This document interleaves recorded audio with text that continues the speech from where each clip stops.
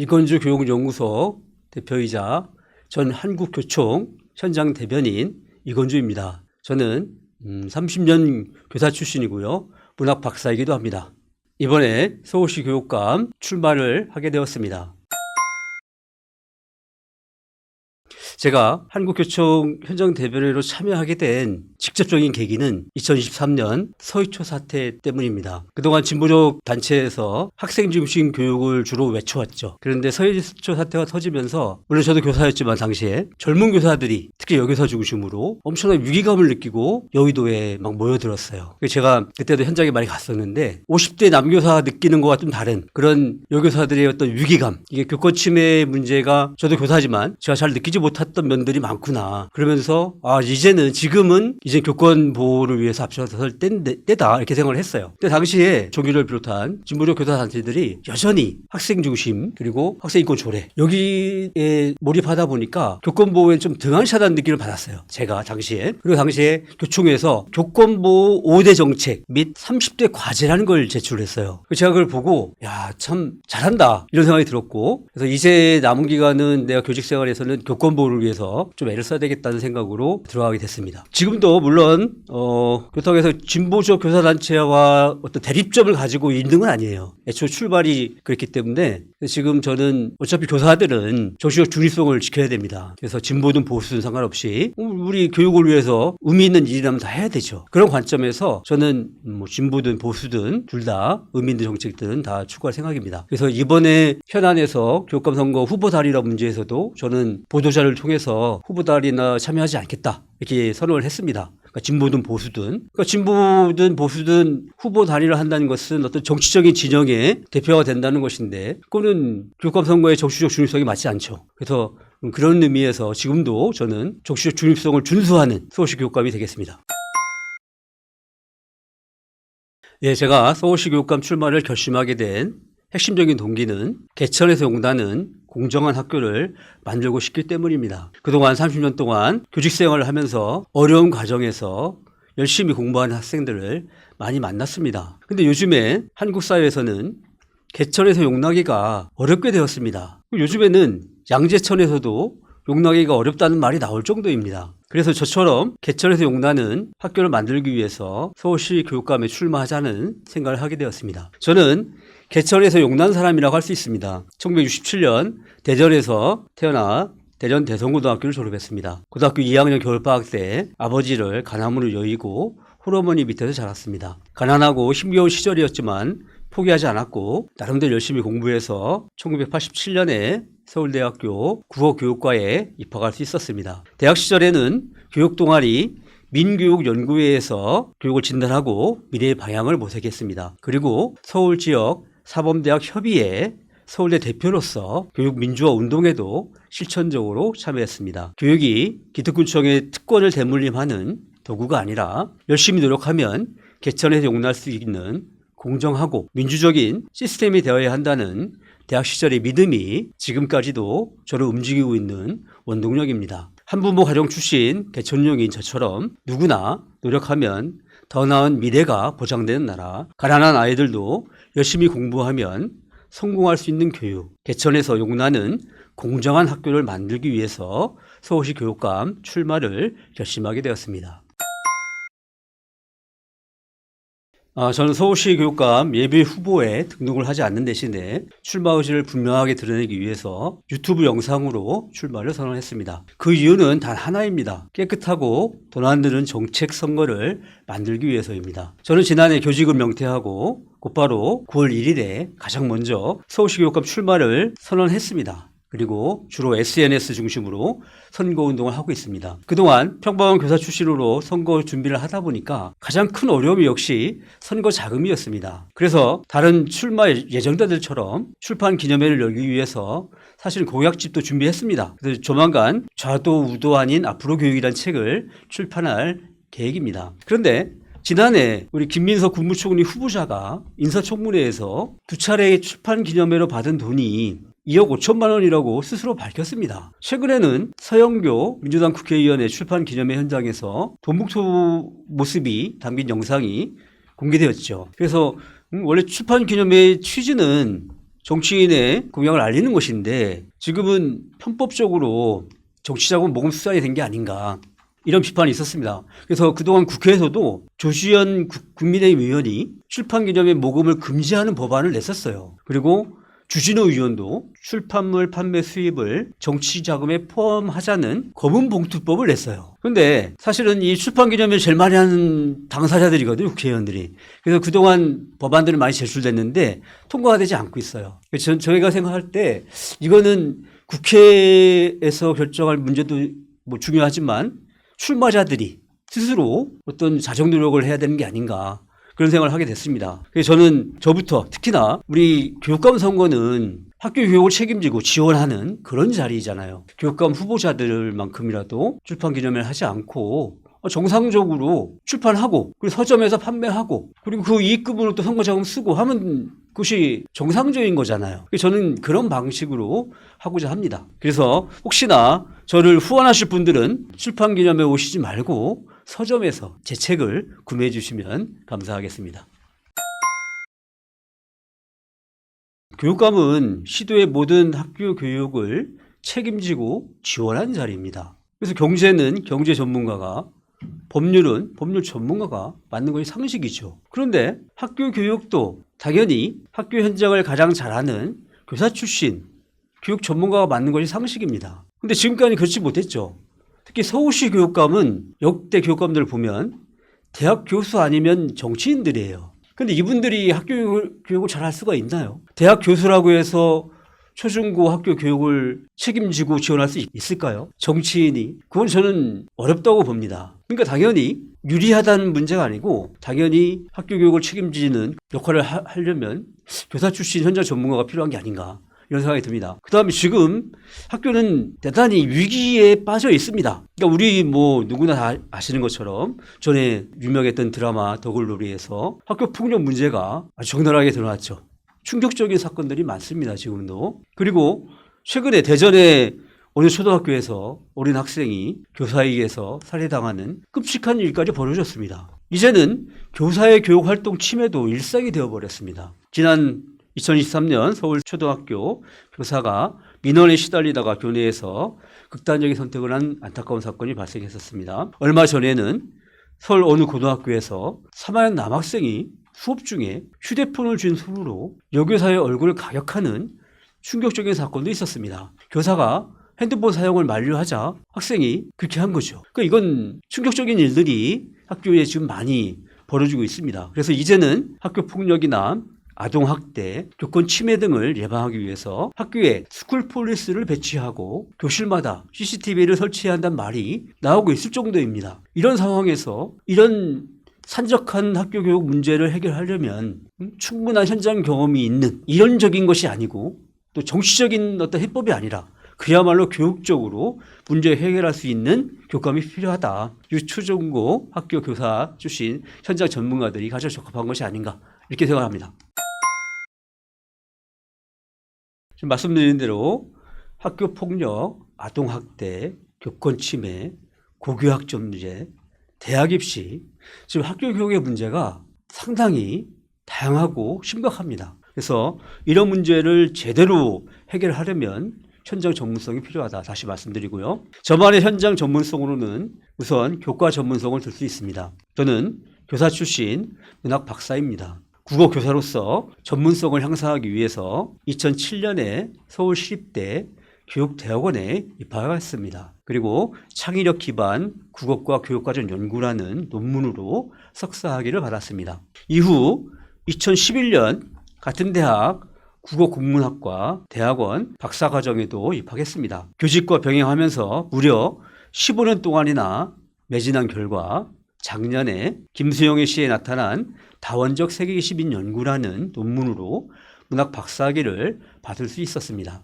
AI 기술 패권 경쟁 시대에 세계를 선도할 수 있는 인재를 양성하기 위해서는 교사들의 전문성을 향상하는 것이 무엇보다도 중요합니다. 교육의 질은 교사의 질을 넘을 수 없기 때문입니다. 저는 학교에서 교사들의 교과 전문성을 향상시키려면 무엇을 해야 하는지 누구보다 잘 알고 있습니다. 제가 서울시 교육감이 되면 교사들의 교과 전문성을 향상시켜서 세계 최고의 서울 교육을 만들 수 있습니다. 다음으로 저만의 현장 전문성으로 대학 입시 전문성도 들 수 있습니다. 저는 30년 동안 고등학교 교사로서 학생들의 진학 지도에 각별한 관심을 가져왔습니다. 그리고 2025학년도 이후에 대학 입시 제도에 대해 집중 조명한 단독 저서인 K대학 입시 2025라는 책을 출간하기도 했습니다.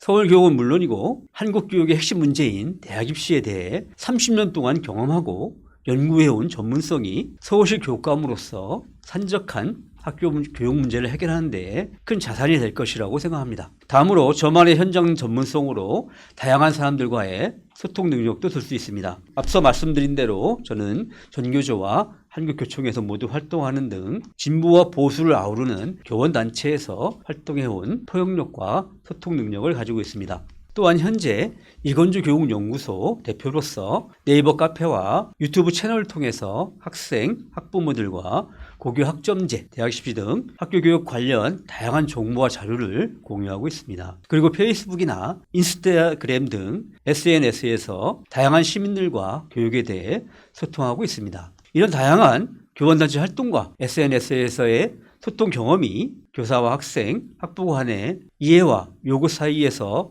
균형점을 찾아야 하는 서울시 교육감의 역할을 수행하는 데 많은 도움이 될 것으로 생각합니다. 저는 출마 선언문에서 AI 시대 세계 최고의 서울 교육을 핵심 슬로건으로 제시했습니다. AI 기술 패권 경쟁 시대에 세계를 선도할 수 있는 인재를 양성하는 것이 우리 교육의 당면 과제라고 생각하기 때문입니다. 이를 위한 5대 핵심 공약으로 AI 시대에 인재를 기르는 우수한 학교, 개천에서 용나는 공정한 학교, 아이들과 선생님 모두 행복한 학교, 정치적 중립성이 보장되는 안전한 학교, 우수한 인재를 선발하는 공정한 대학 입시를 제시했습니다. AI 시대에 세계 최고의 서울 교육을 위해서는 무엇보다 AI 시대의 인재를 기르는 우수한 학교를 만들어야 합니다. AI 기술 패권 경쟁 시대에 대한민국을 부강하게 만들고 미래 세대에게 희망을 주는 지속적인 성장을 위해서는 세계를 선도할 수 있는 인재를 기르는 것이 급선무입니다. 또한 AI 시대 세계 최고의 서울 교육을 위해서는 개천에서 용나는 공정한 학교를 만들어야 합니다. 갈수록 심해지고 있는 사회적 양극화를 완화하기 위해서는 가난한 아이들도 열심히 노력하면 개천용이 될 수 있도록 공정한 학교를 만들어야 합니다. AI 시대 세계 최고의 서울 교육을 위해서는 아이들과 선생님 모두 행복한 학교를 만들어야 합니다. 학교 폭력과 교권 침해 등으로 아이들과 선생님 모두 고통받고 있는 학교에서 AI 기술 패권 경쟁 시대에 세계를 선도하는 인재를 기르는 것은 불가능하기 때문입니다. 선생님들이 신나게 가르치고 아이들이 즐겁게 배우는 세계 최고의 학교를 만들어야 합니다. AI 시대에 세계 최고의 서울 교육을 위해서는 정치적 중립성이 보장되는 안전한 학교를 만들어야 합니다. 그렇지 않아도 학교 폭력과 교권 침해로 몸살을 앓고 있는 학교에서 진보니 보수니 일찍이니 이찍이니 하는 정치적 대립과 갈등까지 심화된다면 학교의 교육력이 심각하게 저하될 수밖에 없기 때문입니다. 마지막으로 AI 시대에 세계 최고의 서울 교육을 만들기 위해서는 우수한 인재를 선발하는 공정한 대학 입시를 만들어야 합니다. 지금은 대학 입시 경쟁을 없애려고만 할 것이 아니라 AI 기술 패권 경쟁 시대에 세계를 선도할 수 있는 인재를 양성하기 위해 공정한 경쟁 시스템을 만드는 것이 더욱 시급합니다. 저는 30년 교사 출신 현장 전문가로서 오랜 현장 경험을 바탕으로 AI 시대 세계 최고의 서울 교육을 만들기 위해서 최선을 다하겠습니다. 두 가지를 말씀드리겠습니다. 학급당 학생 수 축소와 수준별 맞춤 수업입니다. AI 시대 인재는 개성과 창의성을 가진 인재라고 생각합니다.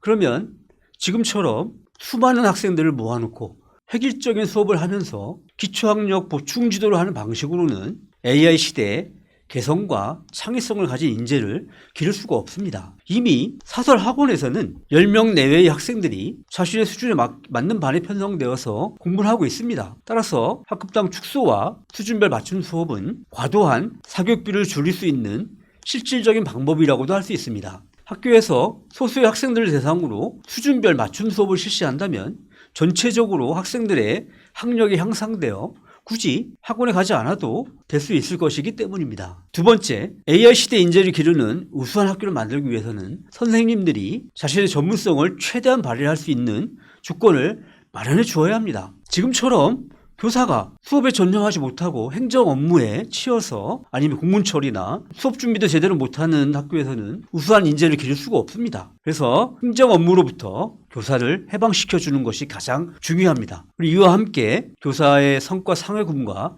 승진 제도도 교과 전문성을 향상할 수 있는 방향으로 개편할 필요가 있습니다. 수업 시간에 열심히 가르치는 교사들이 성과 상여금도 많이 받고 교장으로도 쉽게 승진할 수 있는 인센티브 시스템을 마련하는 것이 급수 업무라고 생각합니다.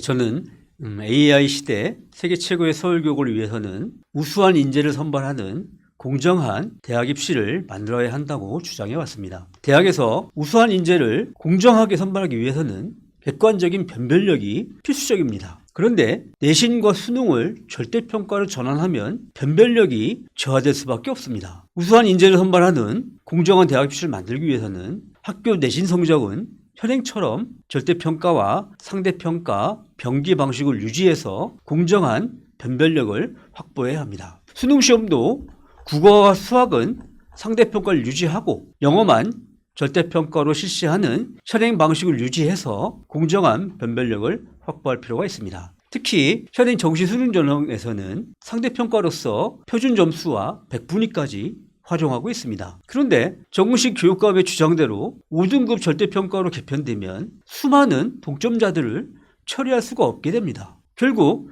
변별력이 약해진 수능을 보완하기 위해서 대학들이 논술과 면접고사를 본고사 수준으로 강화할 수밖에 없습니다. 더구나 정교육감의 주장대로 수능을 아예 폐지한다면 과거 본고사 부활이 불가피하다고 봅니다.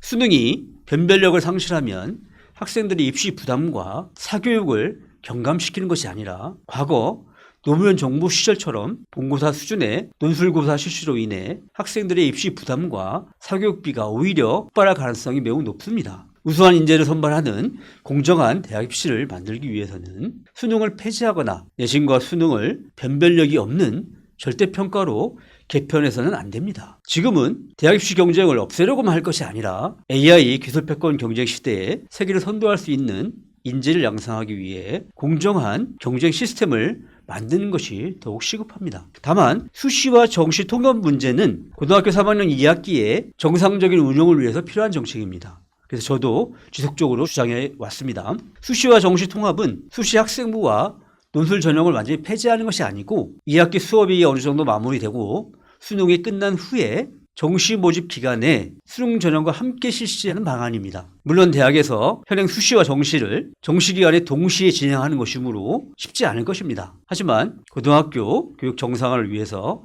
합리적인 수시와 정시 통합 방안을 마련해 주기를 기대합니다. AI 시대 세계 최고의 서울 교육을 위해서는 아이들과 선생님 모두 행복한 학교를 만들어야 한다고 주장해 왔습니다. 학교 폭력과 교권 침해 등으로 아이들과 선생님 모두 고통받고 있는 학교에서 AI 기술패권 경쟁 시대에 세계를 선도하는 인재를 기르는 것은 불가능합니다. 아이들과 선생님 모두 행복한 학교를 만들기 위해서는 우선 학생만을 위한 학생인권 조례를 폐지하고 학생과 교사 모두를 위한 학교인권 조례나 학교인권법을 제정할 필요가 있습니다. 최근 서울시의회에서 서울학생인권 조례를 폐지하는 조례안을 다시 통과시켰습니다. 그러자 정근식 서울시 교육감은 학생인권 조례가 학생인권을 실질적으로 보장해온 최소한의 제도라는 이유로 조례를 존치해야 한다고 주장하며 제의를 요구했습니다. 정 교육감은 학생인권 조례가 학생의 인권을 보호하기 위한 최소한의 제도적 장치라고 주장했습니다. 하지만 학생인권 조례는 2010년 경기도 교육청에서 최초로 제정된 이후 현재는 17개 시도교육청 가운데 경기, 광주, 전북, 제주, 인천 모두 5개 교육청에서만 시행하고 있습니다. 그렇다면 나머지 12개의 시도교육청은 학생 인권을 보호하기 위한 최소한의 제도적 장치도 없다는 말인지 묻지 않을 수 없습니다. 대부분의 교육청에서는 초중등 교육법, 교육기본법, 교원지휘법 등 다양한 법률들을 통해 학생 인권을 충분히 보장하고 있습니다. 따라서 학생인권 조례는 최소한의 제도적 장치가 아니라 일부 진보적 교육감들이 내세우고 있는 정치 편향적 조례라고 보는 것이 합리적입니다. 학생인권 조례가 교사들의 정당한 교육 활동과 충돌하는 규정이 적지 않은 것도 부정할 수 없는 사실입니다. 지금 대부분의 교육청이 학생인권 조례를 두고 있지 않거나 폐지하고 있는 이유도 교사의 정당한 생활 지도를 어렵게 만드는 규정들이 적지 않기 때문입니다. 그리고 실제로 교원단체에서 계속 폐지를 주장해 왔습니다. 가령 서울시 학생인권 조례 제13조에는 학교의 장민 교직원은 학생의 휴대폰을 비롯한 전자기기의 소지 및 사용 자체를 금지해서는 안 된다고 규정되어 있습니다. 과거에는 학교에서 아침에 휴대폰을 모두 걷었다가 방과 후에 돌려주는 학교가 많았는데 학생인권 조례로 인해 지금은 휴대폰을 걷는 학교가 없습니다. 하지만 최근 수업 시간에 휴대폰 사용을 금지하는 개정안이 통과되었기 때문에 이제는 이 조례도 폐지할 수밖에 없게 되었습니다. 한편 학생인권 조례로 인해 학생 상벌점제를 실시하기가 어렵다는 것도 문제입니다. 지금 학교에서 생활지도 수단으로 가장 많이 활용하고 있는 것이 상벌제입니다. 학생들이 교사의 지시를 불이행하거나 아니면 여러 가지 문제 있는 행동을 할 때 벌점을 주고 학생들은 그걸 또 벌점 받고 나서 그걸 고치기 위해서 노력하고 작은 우리 일반 사회처럼 작은 법정이죠. 학생들과 교사들이 합의해서 그럼 실천하고 있습니다. 벌점제를. 근데 이 자체를 경기도 교육청의 경우에는 경기도 학생인권 조례 제25조에는 학교의 장은 학생에 대한 교육 방법으로 상벌점제를 할 수 없다라고 규정되어 있습니다. 서울시에서도 허용하고 있는 것을 경기도에서는 아예 금지하고 있는 것입니다. 이런 상황에서 교사들이 학생을 어떻게 지도할 것인지 참 어려움이 많을 거라고 생각이 듭니다. 학생인권 조례 제정 이후에 지속적으로 논란이 된 성적 지향, 성별 정체성 관련 규정도 재검토될 필요가 있습니다. 서울시 학생인권 조례 제5조에는 성적 지향, 성별 정체성 등을 이유로 차별받지 않을 권리를 가진다라고 규정되어 있습니다. 특히 성적 지향이나 성별 정체성에 따라 차별받지 않을 권리를 보장하는 규정이 학생들에게 미칠 부작용에 대해서 우려하는 시민들이 아주 많습니다. 이렇게 논란이 많은 내용을 조례로 규정하는 것이 과연 바람직한지 의문이 아닐 수 없습니다. 물론 학교에서 학생 인권은 반드시 보장되어야 합니다. 그리고 이미 우리 학교에서는 초중등